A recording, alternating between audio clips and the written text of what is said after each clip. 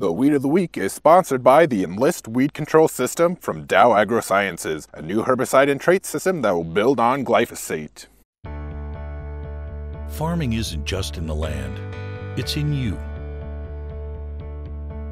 Take control of weeds like never before. Enlist builds on the Roundup Ready system, combining proven control of a new 2,4-D and glyphosate in Enlist Duo herbicide. Protect what matters without changing the way you farm. Talk to your seed or crop protection supplier today.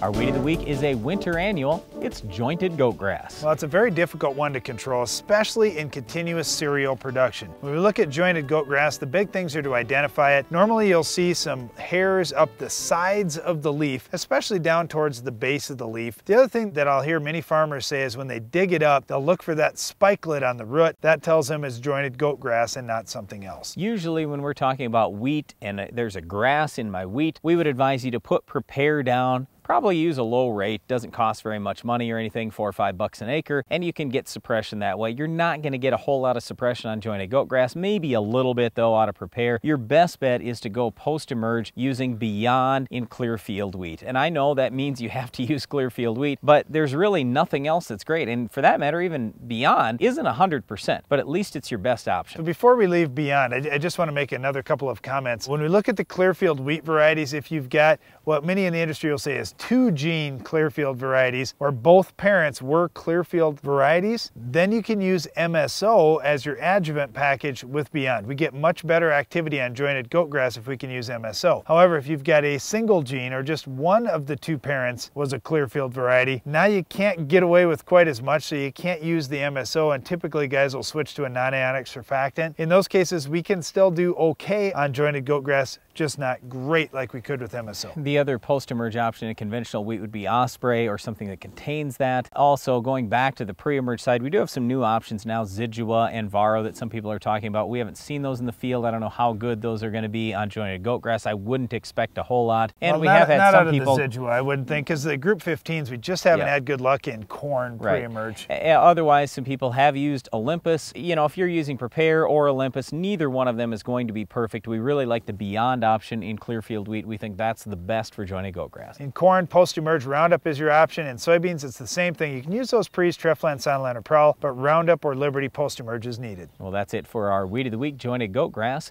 But stay tuned, Iron Talk is coming up next.